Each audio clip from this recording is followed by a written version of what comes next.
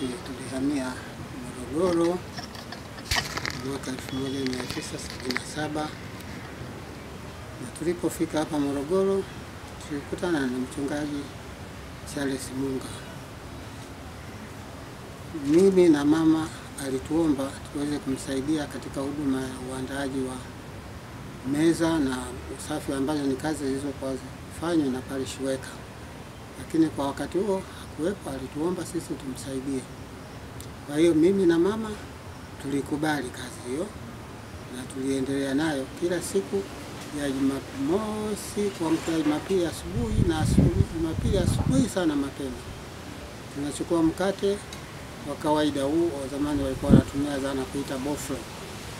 Tunakata vipande vidogo vidogo ambavyo vinamfanya kila mtu akipewa aweze kumeza pamoja na ushirika. Na ushirika ulikuwa anapewa mtu kikombe, unajazwa kule kwenye kikombe, na kila muumini anapewa kikombe anashika mwenyewe kwa utaratibu uliokubaliwa kama tulivyofundishwa kwenye kipaimara, kwamba mkono wa kushoto na kwa chini, wa kulia na kwa juu, ukishika anakunywa. Ukimaliza mchungaji ana kitambaa. Kitambaa hicho ni cheupe, anafuta eneo ambayo umeweka mdomo wako ukinywa ushirika. Mwingine anapokunywa ushirika, sehemu aliyoweka mdomo wake, mchungaji anafuta na kitambaa kile kabla ya kupasiwa muumini mwingine. Hizo ndizo zilizokuwa taratibu za ushirika kwa wakati huo. Mkate ni huo wa kawaida, boflo, na ushirika wa kawaida. Kwa hiyo tuliendelea na kazi hiyo mimi na mama, kuandaa meza ya Bwana pamoja na usafi wa viti na mabenchi machache yaliyokuwepo pale kwa wakati ule. Tuliendelea na kazi hiyo mpaka mwaka 1978 ndio alipokuja parish worker anaitwa Mahesa, ndiye aliyetupokea hiyo kazi na akaendelea nayo, na sisi tukaendelea na kazi nyingine, na mimi nilipochaguliwa kuwa mzee wa kanisa. Nyakati zile mzee wa kanisa ilikuwa dini anashirikiana na mchungaji kuchagua wazee wa kanisa kutoka maeneo mbalimbali.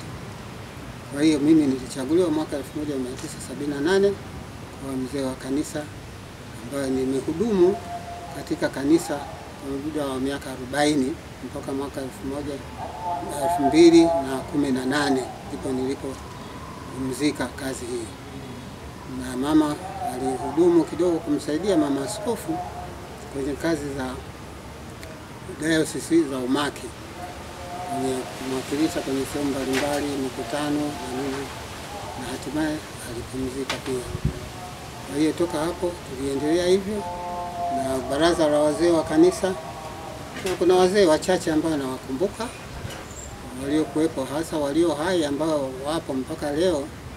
Mzee Sangiwa, mzee mama Lisasi, mzee mama Mpepo, ndio ninayowakumbuka zaidi ambao wako hai.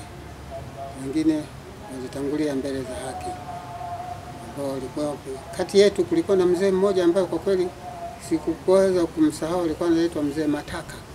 Alikuwa mzee wa pekee, alikuwa na uwezo wa kukariri vifungu vya Biblia, yaani bila kutegemea. Kwa kweli huyo mzee alikuwa ni changamoto, alikuwa na changamoto kwa vijana, naona walikuwa hawawezi, lakini alikuwa anaifanya kazi kwa urahisi kabisa. Na mzee nani aliyebaki pia kuliko mzee Bayamuka.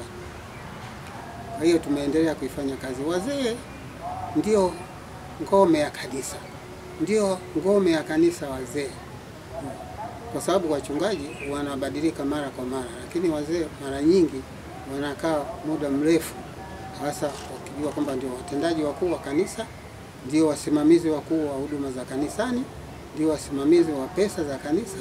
Kwa hiyo walikuwa wakidumu hasa kwa muda mrefu. Jina la mzee wa kanisa lilitumika sana kuliko kama ilivyo sasa hivi kutumia mshauri. Hapana.